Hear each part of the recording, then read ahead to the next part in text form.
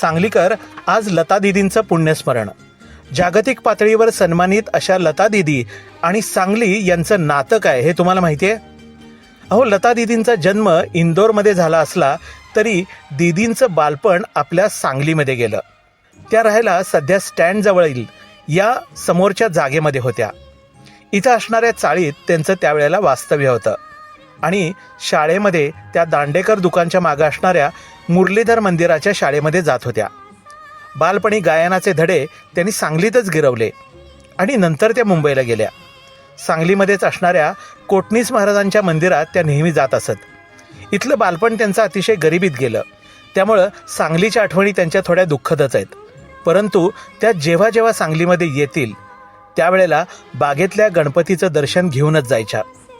अशा या दीदींना चित्रपट क्षेत्रातले अनेक मानाचे पुरस्कार आणि दादासाहेब फाळके पुरस्कार देखील मिळाले.